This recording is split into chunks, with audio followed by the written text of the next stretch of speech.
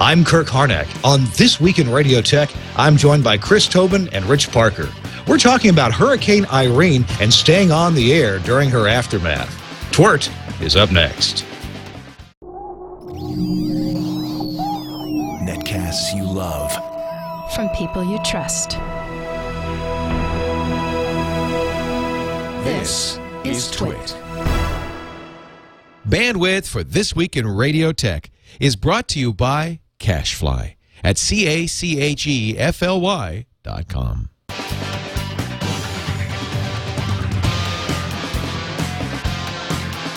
This is This Week in Radio Tech, episode 97, recorded August 31st, 2011. Good night, Irene, and good riddance.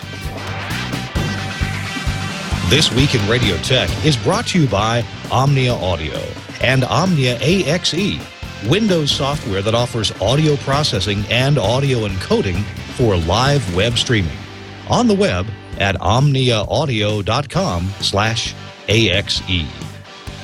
Hello and welcome in. It's time for This Week in Radio Tech. I'm Kirk Harnack. I'm the host and founder of the show, and I'm really glad to be with you. My own background, well, I was a very frustrated disc jockey. Wasn't very good at it. And I seemed to be good at fixing things. So I started a little engineering company called Harnack Engineering, fixed radio stations. I was a contract engineer and worked around the central part of Kentucky and then western Kentucky, and then eventually moved to Memphis, Tennessee, and built a lot of radio stations and fixed broken ones around there.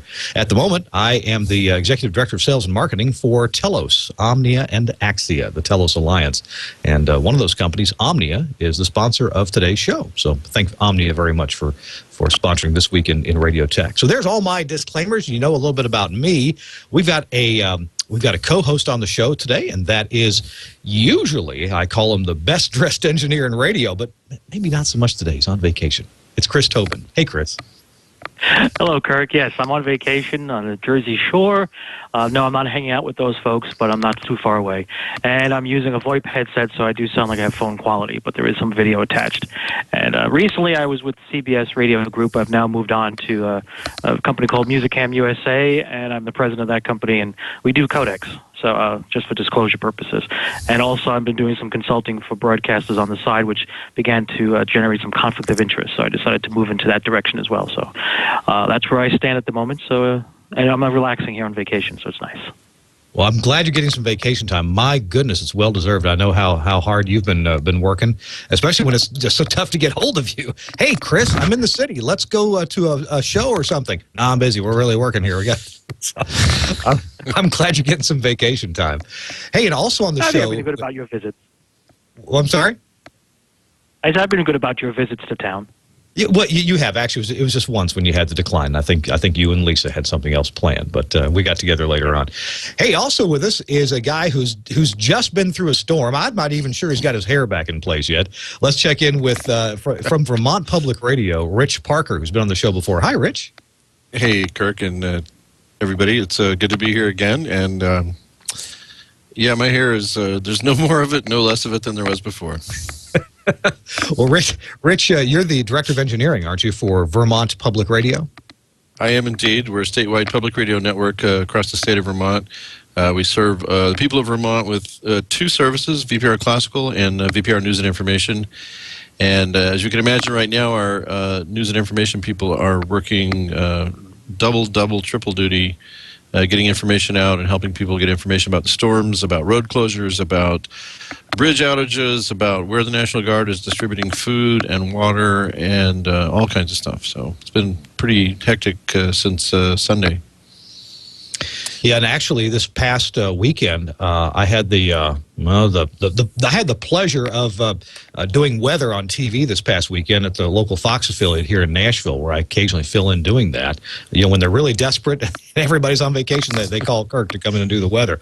Oh, you're really desperate, aren't you? Okay, I'll come do it this weekend. And so I got to follow the storm, Hurricane Irene, up the coast, and as it went across North Carolina as a hurricane, and then across parts of New Jersey as a hurricane, and then kind of decreased to a tropical storm. Still a lot of rain, and that was the real big thing with it. The wind wasn't so awfully bad as it could have been had it stayed a hurricane, but the amount of precipitation that it brought to the area was just incredible. And so, Rich, I tell you what, let's start farther to the south where the hurricane first came in to people on this show. Chris Tobin, why don't you tell us your experiences in getting ready for this thing? What did you guys do to get ready for this huge storm, and how did it turn out for you? Actually, turned out very well, if you can say that. I think it pretty much became a tropical storm when it hit land near Coney Island, Brooklyn. Our preparations involved checking all battery-operated equipment, connectivity to transmitter sites that would be relying on local Verizon, local common carrier stuff.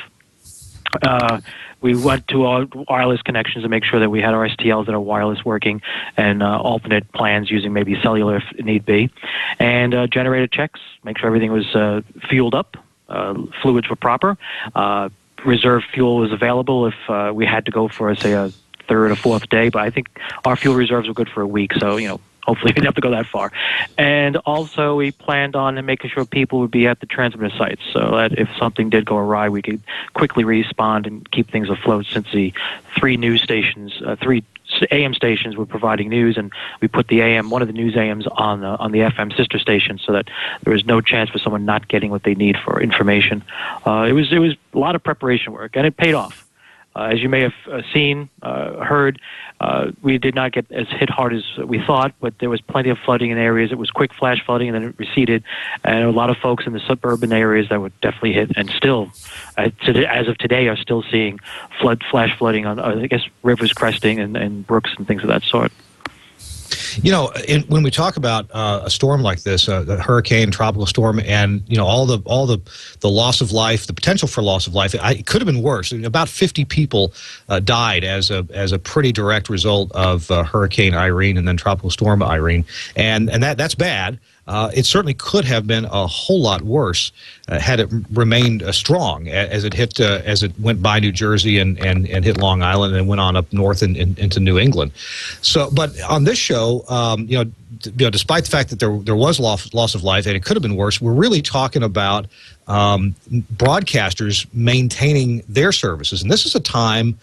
Whenever there's emergencies going on, when broadcasters, it's really good if they can stay on the air, and it's really good if they can, stop the music if they're a music station and get emergency information on the air when they can to help people out. Certainly, there's news stations to do that. Although there's plenty of parts of the country where there's not a news station nearby. So I guess what I'm getting at is, did you feel? And did your colleagues at CBS feel, did they feel really, really driven to make sure that they did everything they possibly could to keep their transmitters going and keep the studio to transmitter links available and working and having backups, and then also perhaps even protecting the studio from power outages and damage and such? What kind of burden rests upon you when you see this big storm coming, Chris? Oh, wow. Absolutely. Everyone did, all hands on deck. We sat and talked about where the weaknesses would be, what if scenarios. So what if there's a flood, say, in lower Manhattan? What does that do to the utility company? What does this do to the telephone company or other services that we may be using? And how do we work around that? And our studio facilities are well prepped for almost anything. So we have generators. Everything is protected from flooding. It's above the floodplain, so we're in good shape there. A lot of the interconnects to the transmitter from studios are wireless and combination of wired. I'll just call it that. So we had the ability to fall back on the wireless if we had to, in the event of the T1s being wired lost. We're lost. The burden primarily was trying to go through a checklist, sort of like a plane, a captain of a plane, a cockpit, and trying to envision every possible scenario. The weather forecasters were telling us expect sustained winds of possibly up to 90 miles an hour or greater, or sustained winds of 75 miles or greater. Now, we know in Manhattan and many large cities where you have tall buildings, the wind as it passes through the canyons, if you will, picks up speed. They create vortexes. And we've learned in the past from storms that have rolled through, that can create a lot of damaging winds, which means you have debris flying around. could easily damage our facility where we are. So, what do we do if the windows blow out in the building? What do we do if the, our transmitter facility, which is located at the Empire State Building, has an issue? How do we sustain or operate from backup facilities? So, we spent 2 to 3 weeks of just planning and figuring out, and we normally do this anyway every quarter to check just to make sure things are in order for us. And it fared well. Everybody was up, running, no issues to report, and it was good. New York City got what they needed from us, and we were able to maintain our nonstop coverage. So let me turn to Rich Parker now. Rich, hey, Rich, what city are you in right now? Right now I'm in Richmond, Vermont, which is about, I guess, 12, 15 miles east of Burlington, and about 20 miles west of Montpelier, which is the capital. And we were hit pretty hard by flooding. I guess to follow up on what Chris was saying is, in Vermont, probably more so than a lot of places, we're generally geared up for pretty bad weather. I expect probably to see frosts in my yard probably sometime next week, just to give you an idea. And we've taken snow machines up to the top of our mountains in June. So we have a kind of an undergirding of just a sensibility of weather and bad weather and what that can do for us, just as a starting place. So thinking about Rich, in fact, you and I were talking earlier today because I was saying, yeah, Rich, is this a story? Are there things that our audience and that we, Chris and I, can learn from your experience up there in Vermont?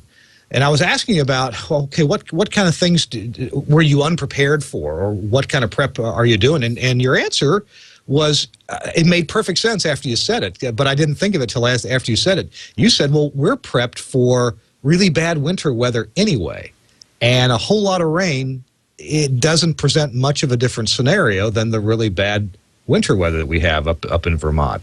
So, have I got that essentially right? Well, that's correct. I mean, I don't want to diminish what happened here. There was a lot of terrific damage and a lot of disruptions. But what I mean is that as we saw the weather reports of the hurricane moving up the coast and then turning into a tropical storm, it had actually veered west a little bit, which kind of caught us a little bit by surprise. But it turned out that we didn't have extreme winds all over the state. Now, if you look at a map of Vermont, you've got the Green Mountains running right up the center. There's other ranges. We got the Adirondacks to our west.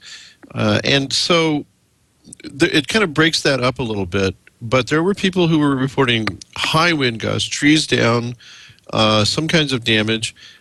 Yet at my house and some other friends' house, they heard the wind up in the trees, way up in saw the clouds going, but they didn't have much wind at the house. What I think really took everyone by surprise, and I will say this really took us by surprise, is that as the storm came through, and we thought, oh, well, that's not so bad. It's kind of raining and, some wind, but it's not, we've seen worse wind. It's not ice storms. It's not, 4 feet of snow. But then it was that 5 to 7, 8 inches of rain in 24 hours that pretty much undid everybody. And that created a context that none of us had ever experienced before. It was so overwhelming. I sent a link. I don't know if you saw that, but there's a link of bridge closings in Vermont, road closings. As you may know, Vermont, it's a long, narrow state. There's only about 650,000 people here. There's one interstate that runs up the east side of the state. I-91 runs up from about Brattleboro to St. Johnsbury and on up towards Canada, and then on the kind of cuts across the state from Lebanon, White River Junction, and kind of goes from at an angle, about a 45-degree angle, up through Burlington, and that's I-89, which then turns and shoots up towards Canada. And then across the lake from us is the Northway, the 87.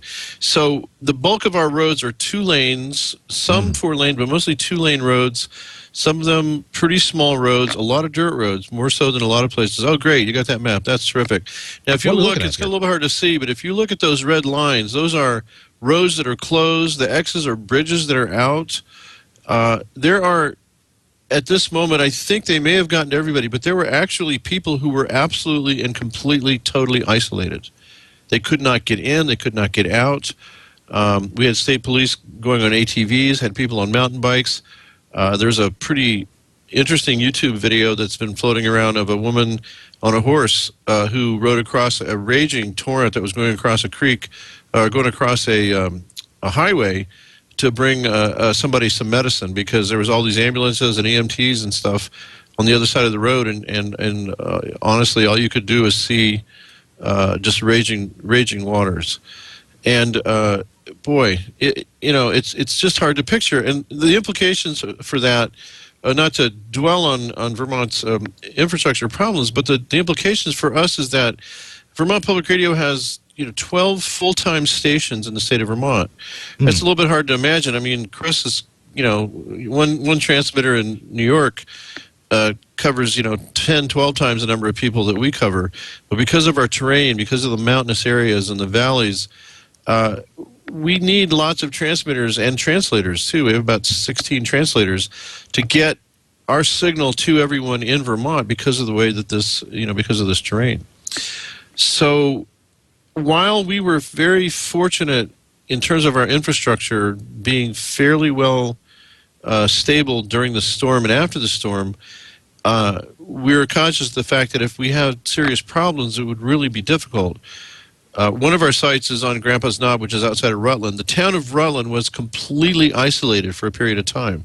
It's not a big town, but it's not, by most people's standards, but it's a good-sized town for Vermont. I want to say 25,000, 30,000 people maybe, and it was completely cut off. You couldn't get in or out of town. Now, our transmitter site is outside of town, and the road to the transmitter site, I don't know if it's in repair, but it was completely washed out. So you can imagine that presents some challenges. Now, you were asking about preparation, and it's true. We do prepare for bad weather. We have a number of sites where it's a shared site, and our landlord, if you will, is the Vermont Public Television. Those sites have generators, large generators. Mount Mansfield is probably the biggest site. That's our 49,000 watt transmitter at 4,000 feet, 49,000 watts at 4,000 feet. And that's a shared facility. It has CBS, ABC, Fox. There's another commercial broadcaster. It's got FBI, Weather Service, all kinds of facilities up there. That's got two 500 kVA generators up there with huge tanks of diesel up on top of the mountain. And at that site, we also have numerous backups. We use a 950 STL, digital STL. We also have off-air pickups so that we can pick up some of our other stations around the state if we were to lose the STL. And there's a microwave feed from the television station, Vermont Public Television, where we feed with IP audio codecs. In fact, Chris, we're using a couple of NetStars for that, as it turns out. And so we have always been conscious of that site, of the need for the backup power and also the backup audio to our site, because that's our biggest and our main site. So then to turn that around, other stations also can listen to that station as an off-air pickup or as a backfeed. We run HD on that, so we run HD1 and HD2 and HD3.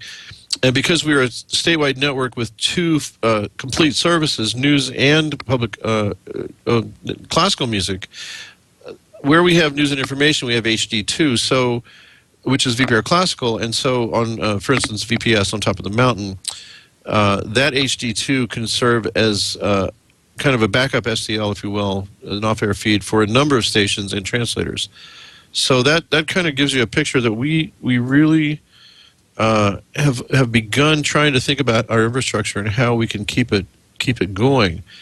Now, having said that, we've done some expansion over the last few years, and some rapid expansion. And one of the things that I did on Saturday night late was, for instance, I sent out an email to all of our staff, senior staff and board ops and different people. And I said, okay, here is our station inventory, and here is our generator inventory. Mm-hmm. And I said, you need to know, and you need to be able to tell people, and you need to be able to respond to this, that if we have major power outages, these are the stations which don't have generators yet. And, it's something that we'd like to get, but it's, they're expensive, and we're working towards that. But there was about 4 stations that we know do not have generators, And that was, frankly, that was a problem for us. You know, I mean, to think about what happens if we lost those stations. So, Here, I wanted to look at a couple of these coverage maps. Here's some coverage maps for your two different networks, the news and the classical. Can tell us, so what stations here are key for you to keep on the air? If you had to ignore some off the air and work on others that need to get put back on the air, how do you prioritize that? Okay, we'll start on the left. That's VPR. Obviously, the big circle on the top, that's WVPS. Now, those are kind of idealized pictures that the marketing people like because they're easier to understand than an actual. Well, you know, if you look at a Longley Rice or even a FCC contour of those stations, it's a little bit ugly because of those mountains. But actually, I'd like to applaud you right there because you just brought up a couple of terms that we haven't really used on the show before, and that's FCC contours and Longley Rice. And this is kind of interesting to understand how, because usually when people in the public see the coverage area of a radio station, it's a big circle, you know. In fact, the bigger the better, right? AM stations that I worked at, we just take part of a map, we'd photocopy it, we take a 45 RPM record, right? We draw it, and I said, here's our coverage map. And, you know, well, yeah, you can pick us up over there. Yeah, you can pick us up over there. Maybe we should get a bigger 45. Exactly. So tell me what you can about this notion of coverage with FCC contours and whatever is Longley Rice. Okay, I don't want to. I'm going to be embarrassed because I can't give you the full technical description. I'm sure there's other people that can. But the FCC basically takes what they call a 60 dBu contour or a 70 dBu contour, and that's usually a 1 millivolt per meter squared, I guess, signal. And what it is, they take 8 radials, and they basically calculate the point and the HAT, the height above average terrain, and they use that. There's an algorithm that they use, which then allows them to draw a circle joining those 8 points, sort of a curve fitting on those 8 points, right? Okay. And it bears some relationship to the actual signal. I mean, it's not terrible. So, for instance, if one of our stations is in a valley, so the Longley Rice, even though it's an omnidirectional station, it's got a very sort of oblong, weird-looking FCC contour because the signal it doesn't go past those mountains. Gotcha. So the FCC method doesn't really take into account the finer points of terrain, right? It only takes into account a very kind of limited amount of terrain. Okay. Now, Longley Rice, I'm sure there was probably 2 guys who wish I remembered who they were, named Longley Rice. Mr. Longley and Mr. Rice. And Mr. Rice could even have been Miss Rice. We never know. But those take into account the signal strength along a number of radials at when I draw my maps, I can set it up to do, a meter apart, a kilometer apart, however you want to do it, over, 36 radials, over 360 radials. And basically it tries to go out and generate plots of coverage based on what's predicted, but it takes into account terrain, it takes into account ground cover sometimes if you put that in the model, and reflections to some degree. It's a very complicated model. I'm much greater minds than I designed this, but it basically gives you what we have found to be a pretty accurate representation of what you can expect for your coverage. Well, and when I first became aware of this Longley Rice map, it was when consulting engineers were trying to fit a new radio station into an area, into a town that maybe didn't have a radio station. And it would be prevented from fitting in there because of the contours of stations around it on the same or an adjacent frequency. So the FCC would think, well, you can't fit a station there. And then the engineer would come back and say, yes, but if we don't use the FCC method, if we use the Longley Rice method, which actually takes more contour terrain shading into effect, then indeed we can fit a station in here. So a number of stations were fit into, are now on the air because of this Longley Rice algorithm. And that's true. And, I mean, that's where you get your, what you call your 73. I'm going to blow it here. The short spacing. I forget the exact. Oh, anyway, I won't find it. But anyway, it's allows stations to be shorter than the normal allocations would allow, based upon the fact that there is significant terrain shielding. So, for instance, our station, if you looked at WBTN FM, that's our station in Bennington. It's in a slot in a valley above Albany. Below it, there's a rock station at First Adjacent, and above it, there's another station, First Adjacent, and it's really too close to either of those stations in terms of FCC allocations. But because of the terrain shielding and that kind of thing, we were able to kind of, the people that we acquired the station from were able to kind of shoehorn that in there. So, So anyway, so that's what that is. So, getting back to your original question, what would we need to keep on the air? Obviously, VPS, because it's our biggest and our highest station up there on the top of that circle. Obviously, in the bottom right-hand corner is our Mount Ascutney. That's another highest station, WVPR, and also WNCH, our classical station, is there. And then kind of in between them is WRVT, which is on Grandpa's Knob in Rutland. And then down below is the WBTN that I was speaking of. And then VPA is in the upper right, and it's inside the contour of WVPS. But in fact, again, there's a big mountain range right there. So people in that valley, if you'll look, there's kind of a road, and that road follows a river valley. It goes up to the lake there. It's hard to explain, but up from the New Hampshire border up to Canada. And that's the valley. And so VPA helps fill in some of those communities. So, they're all important, but I would have to say if we have, and we do have that. We have a sheet that has the order of the stations and importance. It has the population, the power, the number of people it's served, and we definitely use that as a kind of as a triage. In a similar way, in the southern part of the state, if you look on the VPR classical side, again we have VTQ, which is on top of Mount Equinox, down in the bottom left, and then we have WNCH up to the right there. And then above it is VXR, which is a station in Randolph in central Vermont. To the left of that, it looks like, this is where these curves are interesting.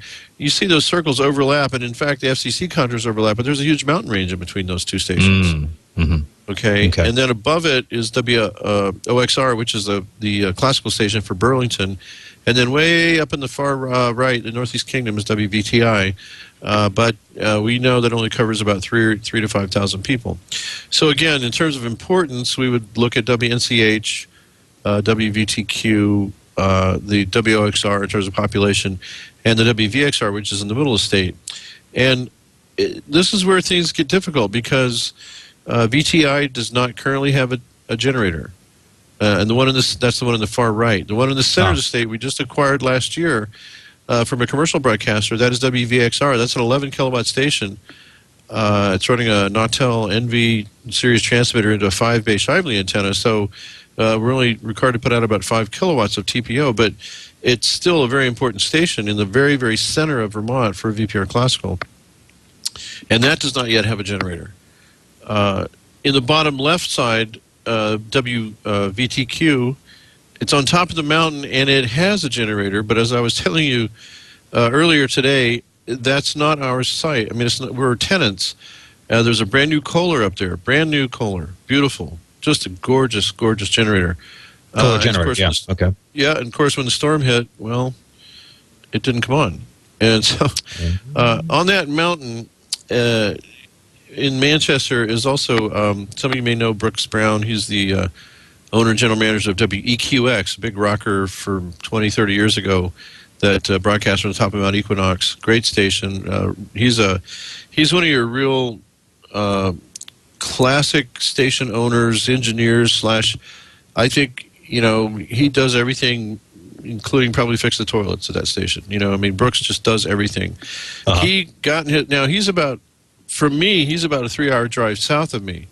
And he gave me a call and he said, I'm on my way up to the mountain and I'm going to take a look at the power up there and I'll take a look at your station too. This is the kind of cooperation that we get in Vermont. I think a lot of places probably have that, but in Vermont in particular, because of our really difficult terrain and some of those situations, we try to really help each other out a lot. So Brooks was on top of the mountain. He was looking over the situation. The trees had come down on the power line and taken that station off the air, and his station off the air. And it's a private consortium. It's called it's the Carthusian Foundation. It's some sequestered, I guess, forget the word is, but they're monks, and they live a private life of silence and whatnot. They don't deal with the outside world, but they have crews that take care of it. They actually, as an aside, they do cogeneration up there. They basically have a huge lake and an old generator, and what they do is they let water out of the lake in the daytime, and they run the generator, and they sell power to the electric company for, let's just say, 12 cents a kilowatt hour. I mean, I don't know what it is, but let's just say it's 12. Then at night, there's big engines at the bottom that pump it back up to the top when electricity is like 6 cents a kilowatt hour. And that's how they support themselves. Wow. You make a little on the margin. They make a little. They do it all the time, every day, every night. I've heard of this practice, but I didn't know that it was actually done commercially by third parties to make a few coins on the side. Yeah, they did it. So that's how they support the monastery. And but the power lines were taken out by trees, so they lost. There's commercial power as well, because obviously they're feeding back into the grid, so it's a combination. But the trees took the power lines down, so the station went off the air. The Kohler didn't come on, so Brooks drove up there and saw that they were doing the work, tried to get an ETA on when they were going to be back on the air. And when he got up there, there was a technician working at the generator, looking on the generator. We think it was, we're not sure, is it public safety, state police, the power company. We're not sure if somebody, or if it was a group of them, got together and put that generator. But the bottom line was that there was, it's ironic because of how much rain we had. There was no water in the radiator. And apparently they hadn't checked it before the storm, or it leaked, or it got damaged. We don't really know what happened. I don't want to push blame because I don't know what happened. But anyway, Brooks had 5 gallons of water in his truck, so they filled that up and got the generator on, and they got us back on the air at about noon on Monday. So we'd been off since Sunday morning. It was just a bad situation. You couldn't drive anywhere. You couldn't get anywhere because of the flooding, and so he got us back on the air. So we were off for over 24 hours on that station. That was just terrible because that covered a lot of people. And isn't that ironic? You get this hurricane, this tropical storm comes through and dumps all kinds of water. And what's the problem? There's no water in the generator. Yeah, it was. Yeah, I know. It was. Yeah. How does the generator know that it doesn't have water? Is there a switch in there, or did it overheat after having no water? Probably an overtemp, and it just protects itself. Is probably what happened. I mean, it may have started and then shut off. Yeah. So we got that resolved, and this is the crazy thing about what's been happening. As the time went on, we thought, the storm's passed, there's been a lot of rain, but we're okay. Gosh, the power went off. We got to get this station back on the air. Well, it was like the reports started coming in. Like, the bridge is out here. This town is flooded. This town is completely underwater, like 8, 10, 12 feet of water. You can't get here. You can't go there. There's a hole in the road. There's, it was like they just kept coming in drips and drabs. And so ironically, by the time we got WVTQ back on the air at about noon on Monday, we thought, okay, well, that's a shame. That was one, and shame on us. It's not our generator, and it's tough when you're at a tenant site trying to work with the people to make sure that they do what they need to do. Plus, it's 3.5 hours away, 4 hours away by the time you drive to the top. But we thought, okay, well, we're great. We've dodged that bullet, and it's too bad for that station. But it was duplicated by WBTN, which was our news and information station, and that was our classical station. And not to diminish the importance of the classical, but I think people were really tuned into the news station, primarily at that time to figure out what was going on. So we thought we were fine, and all of a sudden, that big station, the 11 kilowatt, goes off. And we're like, you're kidding me. What happened? There's no power. So I called up the town garage, and they said, yeah, there's no power. We're on generator. Well, that's one of the sites that doesn't have a generator. Mm-hmm. And what happened is that, I guess because of the flooding and just the amount of damage to the roads and everything else, the power company eventually, all of a sudden, they lost like 8 to 10 poles. And so it took out a whole huge section of transmission line. Took that station. In fact, there's a cell company there. AT&T was there. They had a big cell site there. And evidently, they didn't have a generator. So I'm calling around all day Monday trying to find generators. Well, now this is Monday. If I'd have thought on Saturday maybe we'll need a generator there, I might have been able to get one, but of course by Monday there was no generators to be had. They were coming from Pittsburgh. Right. They were coming from, North Carolina, all that. So I called a fellow in Northfield, I guess it's Brookfield, in generator service, and he said, boy, everything I've got's out. I got some coming in on Friday. And I said, well, I understand. I appreciate it. And he calls me back about 2 hours later, and he says, do you feel lucky? I said, I just had a 60 kilowatt come back from New Hampshire. They're done, and they've got their problems all straightened out, so I can drop it off at your site in the morning. I said, well, great. So he says, but I don't have a transfer switch for it, so you're going to have to get your electrician down the site, and you're probably going to have to pull the mains and just wire it directly in, and then, when commercial power comes back, I have to do the same thing to go back. So I said, oh, great. So I called my other engineer, who was Brian Marshall, who was up on top of Mount Scutney at that point. And I said, Brian, do you think you'd get a hold of Chuck Johnson? And he said, well, I don't know. I'm sure he's busy. I'm sure everybody's busy right now. And I said, well, if you don't mind, just give him a call. So he calls Chuck and explains the situation. Can you be there in the morning to meet the generator? And Chuck goes, well, it's funny you should call me. He says, I'm in Winooski, which is right actually just down the road from our studios. And he says, I got my truck, and he says, and on the back of my trailer, I got a 60 kilowatt generator because I'm going to Randolph, where your station is, because AT&T asked me to put a generator down there because their cell site's off. And he goes, it's a 60. It's way bigger than anything they need. He goes, when I'm down there, I said, if you'll meet me there this afternoon, I'll hook you up. So I wrote a memo to the staff. I said, when the good Lord smiles on you, it's a good thing. So Brian came down off the mountain, met Chuck Johnson at the transmitter site. They hooked up AT&T and then hooked us up, and we got us back on the air by about 5 or 6 o'clock that evening, and we ran on that generator, and we still are right now running on that generator. And that's just the kind of crazy stuff. Other than that, I can't believe it, but we didn't lose any of our internet T1s, any of our STL lines. None of our phones went down. Other than losing communication because the site didn't have power and eventually the UPS died. So it was, I felt very good about it because I felt like all the preparations that we've been doing over the years, the incrementally trying to get our situations, beefed up, getting our stations hardened, getting more facilities. And of course, then it makes the checklist. Boy, I really got to get that generator, for that station. Boy, we need to really get that generator. And one of the things I talked to our chief financial officer about today, I said, well, we can't do this for every site, but we do have a triage, a priority list. And in the course of talking to the generator salesman, I said, what can we do? And he goes, I do have a 20 kVA unit that's trailer mounted, and you can throw a couple 125-pound propane tanks on it. And I thought, and it was under 10 grand. I thought, well, that would be a really good start. I mean, not that 10 grand is nothing, but it would be a good start, for us to be able to continue to beef up our sites and to be able to have at least something, because we have a Shively 2-bay. I can't remember the number on it, but it folds up. It's like the field thing they use like for military and different things. It's a 2-bay FM that's basically broadband. It folds up and it goes into a 6 or 8 inch pipe. We've got some small, transportable transmitters, about a kilowatt, and that kind of thing. So, we are trying to build up a stable of equipment that we can use for disaster recovery, for restoration, for getting a signal on the air somehow. Gotcha. That's a lot. I could shut up for a minute here.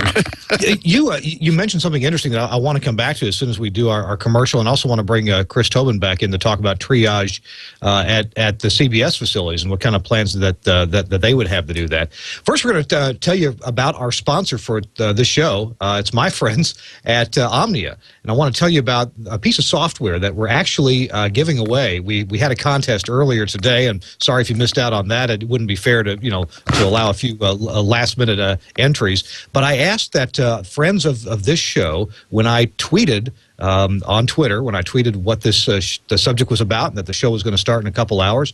I asked that, hey, if you retweet my tweet, you'll be eligible to win a free Omnia AXE. And what is Omnia AXE? Well, let's have a look. I think we got a picture of the website here. Omnia AXE is an idea that we had at Omnia to combine in a piece of software that runs in Windows or runs on a Windows server or whatever modern Windows platform you want to run it on.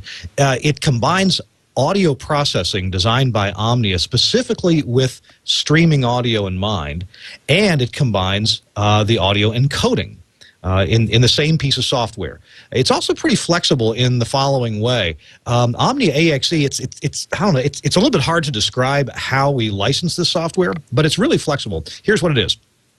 When you buy Omnia AXE software, one license from your favorite broadcast dealer, what you get is a single instance that you can install on your computer, and you can feed it with one stereo audio thing, and whether it comes from a sound card or whether it comes in from any Windows sound system device, including a LiveWire driver. In fact, the software even comes with a LiveWire driver if you want to use that, and then you can make a processing instance for that, and you can process it in a however you want to. You can use presets that we supply, or you can make your own preset, and then you can encode it using any of the standard popular encoding algorithms. There's a bunch of different flavors of AAC in there, including AAC, high efficiency AAC, HEV2. There's of course, MP3, and gee, I should have been better prepared so I could tell you all the different flavors there are. But there's most of the things that you would want to encode are there. Well, the software with one license, you're not limited to just encoding one stream with one algorithm or one style. You can take that same audio. It's got to be the same program, and with one license, you can process it and encode it in different ways, as many different ways as the CPU of your PC will handle. So if you want to make low, medium, and high bitrate MP3 streams at the same time, you can do that. And you want to process them differently, you can do that. If you want to make different bit rates of AAC or HEAAC or HEAAC V2 or AAC LD, all these different stream types you can do at the same time with just one license. Now, if you want to buy additional licenses, that's for doing additional or different, audio programs. So maybe you want to, you have an AM and an FM station. Well, you buy two licenses, and it'll put out streams of these two different programs.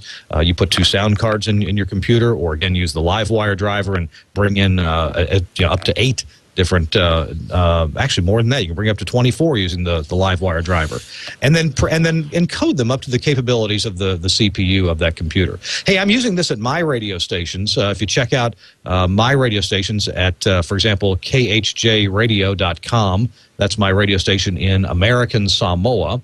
I think we're doing HEAAC V2 on that one for a kind of a 48 kilobit, maybe it's 56 kilobit stream. We're also using it on my stations in Mississippi, for example, at kicks929.com. I think that's the URL, kicks929.com, and click the listen button, and you can hear it right there. So it's Omnia AXE. Again, it's Windows software that you buy from your favorite Omnia dealer, run it on a Windows machine, and you can stream to your heart's content. Now, I got to tell you, if you're wanting to stream to a bunch of folks, this is not replication software. This is audio processing and streaming in the same piece of software, and then you want to feed this for replication to a Shoutcast server or Icecast or Steamcast. You can also feed it to your favorite streaming service provider. Check it out. Oh, if you want to put metadata into, no problem. You can put metadata into the stream via connection ports that are contained within the Omnia AXE software. I encourage you to check it out. And hey, Rich Parker, I'm going to ask you to do me a little favor real quick. I've got a whole list of people here who have retweeted the fact that this show is going to be on. Rich, give me a whole digit number between say 1 and 10. Pick something at random. 9. 9. All right. All righty. We have a free copy of Omnia AXE for a friend of the show. He goes by the handle on Twitter of Robin Just, with an E on the end. Robin Just Emery. And Robin, Mark it down. You have one Omnia AXE. I'll make a note of that right there. All right, Robin, we'll be in touch over Twitter, I suppose, because that's how I know how to reach you. And we'll get your free copy of Omnia AXE. And thanks for all of you who participated in retweeting about the show. We're working on getting more listeners and making sure that your radio engineering friends are aware of This Week in Radio Tech. So appreciate it very much. All right, let's continue on with the show. Oh, thanks, Omnia, at omniaaudio.com. for sponsoring This Week in Radio Tech. I appreciate it very much, and thank you for employing me too. That's really nice of you. Hey, let's check back in with the vacationing. We're gonna have to talk. That sounds good. The vacationing Chris Tobin. Chris, when Rich was talking about triaging stations and transmitters, on the one hand, Rich has got, I guess, a lot more transmitters than you guys do, but yours cover a lot of folks up there in New York City. It's probably, I guess they're all important, right? You got to keep them all on the air. But if you had to triage some things, how do you do that? How do you decide what to go work on first, Chris? Well, the best thing when it comes to triage response is you practice in advance during the downtime, when things are calm. So we have gone to great lengths to put in procedures and step-by-step checklists, if you will, for various situations that may occur. I'm not saying hurricanes or tornadoes or that kind of thing. Just what if? What if the transmitter goes off the air? Which one? Where is it? What's the backup to it? And we've worked on response times, believe it or not, and the ability to get back to on air as quickly as possible. So we also have a portable transmitter for the FMs if we need to really go crazy. But the backup sites are set up in such a way that we can fall back to them and get back on the air quickly with city-grade coverage, as you would expect. That's pretty much in a nutshell the easiest thing I could say. When it comes to this past weekend, the first thing we do is we check to see, is everything in place? Do we have what we need where it should be? Checklist according to that. Who's where? Where are the resources, human assets, if you will. And then we deploy it properly, or just say, okay, we'll stay in one location, or somebody, in our case, we have transmitters on the, if you will use Manhattan as the center, we have on the east side of Manhattan, not the island itself, but the geographic area, transmitters for the AM stations. Then we have on the west side over toward New Jersey, transmitter sites as well. So, who's where and what, who could respond to them and hopefully not be impacted by the flooded waters of a roadway or fallen tree or the bridges out on the way over. And that's one of the things you do for triage. Any radio station, where no matter where you are in America or the world, but plan in advance beforehand, and that way you're somewhat ready. Guaranteed to work? Probably 99% of the time. Can you plan for every event that could possibly be thrown your way? No. But if you have something in place, just like a pamphlet, and you write down what to do in the event of, like a generated checklist. We're not on the air. Why? First thing you look for is the transmitter on. Is there power at the building? Do you have connectivity on the remote control? Things like that. They'll tell you right away where your problems lie. And then you just go from there. As Rich pointed out, there's a lot of things you are prepared for. You think you got everything under control, and all of a sudden you get the phone call. Well, guess what? The road is out. This is out. Suddenly we lost power. Why? Oh, 9 or 8 poles are gone. Things like that, and you say, whoa, okay, that what if scenario didn't come to mind, but how can we work around it? And having alternate paths and people in the right place helps. I hope that helps to bring some light to triaging. That's how we would have handled it at CBS in New York. The engineering staff at CBS New York is, know their way around, know what to do, well-versed, have many years of experience on many levels. So, when you bring people together with a focus, you can't go wrong. That's the way to do it. Chris, I'm sorry, Rich, one thing you mentioned to me on the phone today was you were talking about your telco and your IP infrastructure, your connectivity between sites, and I'm pretty sure you told me that wasn't really affected. That was amazingly robust. I'm curious as to why you think that was. Why didn't things fail when we've seen on the news, we've seen all this flooding and these torrents of these rivers of water going through some places in Vermont. You'd think that more telco infrastructure would be affected. I was frankly surprised. Pleased. I was surprised in a good way. I can't explain it exactly why, but I know that they've been preparing. We were in this area. We were New York 9X, I guess it was, and then it was Verizon. And now it's Fairpoint, and I won't sugarcoat it. When Fairpoint came into Vermont, New Hampshire, and Maine, I'll be honest, a lot of people know, and this is in the press and everything else, there was a lot of problems.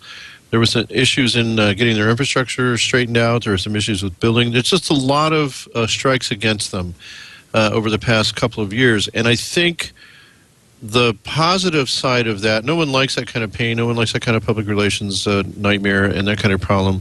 But it's good people working there. They're really talented people. They're very dedicated. And I think what happened is that they said, we don't ever want to be in this situation again. And they just began working really hard to beef up everything they could. And even when this outage happened, they right away just hit the ground running and started taking care of their facilities. There's other people in the state as well. But I think that's part of it. It's kind of like all that bad in the past kind of led them to, like the old Hertz or the old Avis commercials were number 2. We got to try harder.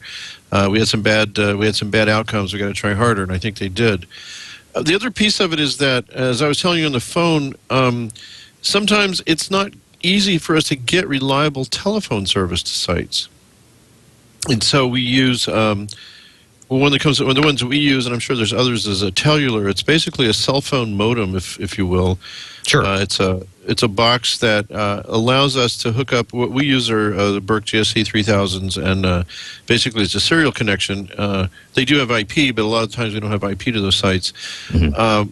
We use those cell phones to dial into our remote control and do a lot of control that way. So to some degree, as long as the cell companies have their sites with batteries and generators and there's the cell infrastructure is working, we're able to get to our transmitters and control them. So that's a way. Now, we also have IP links to all our sites, and we kind of cheat. We use basically serial to IP converters, and that works really well, or IP to serial on the other end. And we're able to control a lot of our equipment directly over IP.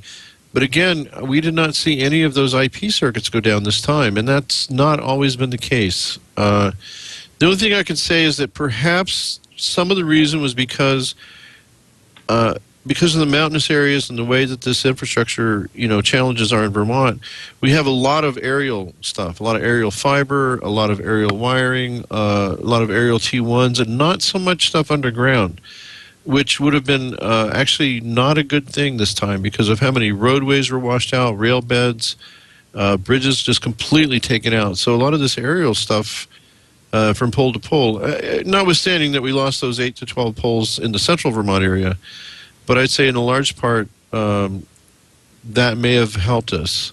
And, with the IP and T1s and everything, moving forward the way it is, more and more of these companies have Sonnet rings around the state of Vermont. So if there was an outage somewhere and they just took out a whole section of fiber, usually they can reroute it around the other direction and find a path. So I think that had something to do with it as well. Rich, you mentioned to me about picking up other transmitters off the air if you needed to. Is that something you can control remotely? Can you tell a transmitter site 60 miles away, hey, obviously you don't have any audio, let's make you go to the tuner and pick up this off-air audio? Or can that happen automatically? Kirk, it's a little bit of both. We currently don't have it do it automatically for a whole number of reasons because we don't know which ones might be off. We want to be able to monitor it, but in fact we could. We, not to plug a particular manufacturer, but we just received several Nautel transmitters which have built into them, if you will, silent sensors built right into the transmitter, and you can have what are called presets. So if I have an STL and I can tell it if you don't get a signal on the audio input in a minute or 2 minutes or whatever I decide, load preset 3, and that's going to take you to an input from a composite input, for instance. So that's the kind of thing that we can do. We haven't implemented yet, but we've thought about it. And it's always a challenge because one of the limitations, and Nautel has been very upfront about this, they haven't got the software to the point where I can say that preset 1 is a priority, so if it comes back, to go back to it, which would be ideal. Yeah, sure. But again, having said that, you can see that that's the direction that things are going. Everything is IP, everything is remote controlled. I'll give you an example, which is kind of unusual in the sense that you might not think of it, but we use these boxes they're called NPO2s, NPO8s, NPO16s. It's from a company called Synaxis. And what these are, these really came out of the kind of the remote server world.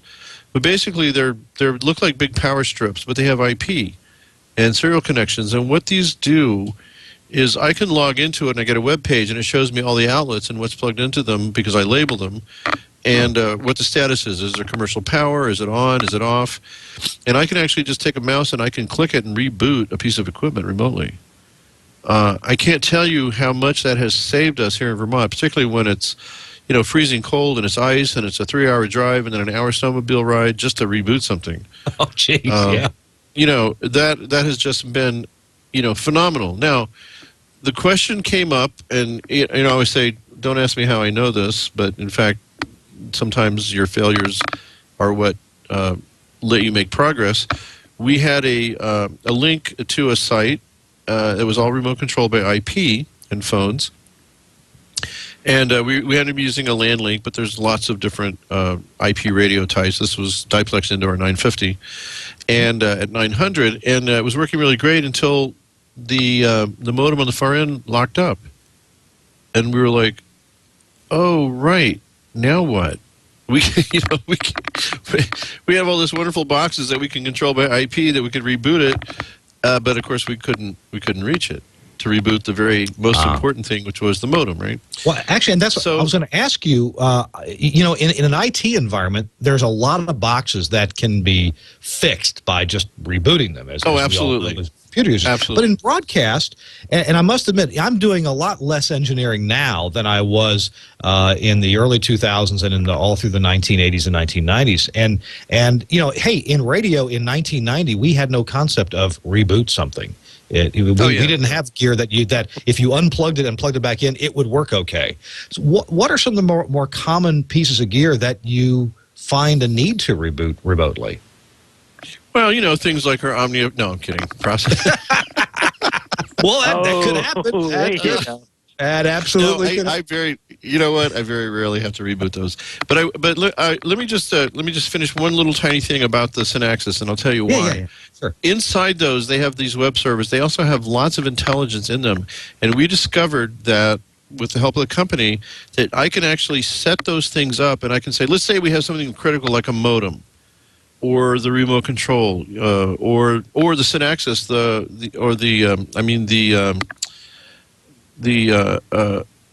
RS-232 to IP links, right? Those boxes, if they go, that's very important. Well, it turns out that these Synaxis boxes, you can actually set them to ping the device on a regular schedule. Oh. And then tell it, if you don't get an answer within X number of seconds or a minute or something, just reboot the outlet. Oh. So, excellent. That's the kind of thing that, not to throw off on any particular company's product, but that's a big thing that would be great for DSL modems, which seem to need to be rebooted. Hey, I got to reboot mine every now and then. Yeah. So what you do is you tell the Synaxis to ping the modem, and when it stops responding, it just power cycles it. So the Synaxis is obviously on the network because you can remote control it, and these other devices are on the same network. So you tell it where to ping. If it doesn't get an answer, it knows which plug that you had that plugged into, and you reboot it, right? Exactly. Yeah. Now here's what you got to make sure stuff's plugged in where you think it's plugged in. Well, you could. Yeah, you don't want to be rebooting the exciter when you can't ping the remote control. That's never a good outcome. But I mean, look, you asked me, what are the kind of things that are IT? When I came to VPR from HYY in 1997, they were using dial-up modems to talk to a VAX mainframe at Dartmouth to do some email and playlists and things. There was not a single Ethernet jack in the term room. I mean, when they wired the room, nobody thought there'd be any need for any kind of network stuff in there.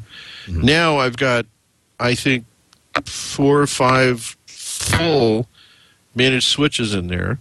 It's just insane. So at our transmitter sites, it's the same way. You know, we're running HD, so of course the exporters need to get rebooted. I don't care what company it is; they just need to get rebooted. The importers need to get rebooted. Sometimes even the exciters need to get rebooted. And as I said, sometimes the processing, the HD receivers have IP, and those need to get rebooted. The remote control sometimes need, you know, so many of these devices are microprocessor controlled, and the environments at transmitter sites is so harsh that, you know, I just don't know, other than some kind of mil-spec piece of equipment that would cost 10 times what you pay for it now, I don't know how you get around that. So we just, you know, we have a Monday checklist that says reboot this server, reboot the audio vault, reboot this, reboot that, do this, check this, restart that. I mean, it just becomes part of our preventive maintenance is to reboot stuff. Interesting. Chris, tell me about your experiences in having to reboot things. By the way, we've only got about 5 more minutes left in the show, so we'll need to wrap it up. But you seem to be keying in on this too. And by the the IT community, I was just looking at the chat room, and IT people there in the chat room were saying, "Well, this stuff's been out for 10 years." And well, yeah, it has. But as broadcasters, people like me and Rich, we're just finding out about this stuff in the last few years, just recently. Chris, go ahead. Oh, well, yeah, we've actually put to use power strips that have the ability to be remotely accessed, web servers in them, and I think they also have the ability for cycling, for routine power cycling, so you have stuff that locks up, you can make sure it's cleared, or like a watchdog, timer does on some CPUs. And with the IT stuff, we've had a lot, and I agree, the HD stuff, unfortunately, does need to be restarted from time to time. I can't say we've had any issues with the audio processing, but nowadays, with everything being microprocessor based or DSP based, whatever you want to call it, dirty power, and there's a lot of it out there, does wreak havoc on stuff. And unless you have a really good UPS system that sort of filters and keeps up, that's one of the things I think broadcasters overlook is anything server-based. You look in the back rack and forget about it, and then all of a sudden say, you have an audio delivery system that something locks up, and you look at the logs on the server, and you realize, oh, this has been in trouble for about 6 days.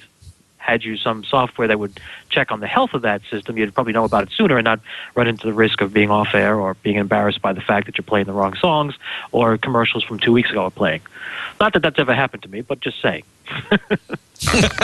Yeah, of course. Hey, it was like Freddie. Hey, Rich, Rich, in the minute we've got left, what do you think of that tropical storm Irene? What lesson have you been able to take away from it and share with your fellow engineers, or what's going to help you be more prepared next time? Oh, wow, I don't know. I guess I wish I could remember the guy's name, but it says man proposes and God disposes. I think that pretty much sums it up. You do what you can, and, as it says in Ephesians, having done all, stand. You do what you can, you do what you know about, and you do your best to provide ways around eventualities. But the biggest thing you can do is to then make notes afterwards, what you learned, and see if there's anything you could do differently, you could do better, and move on.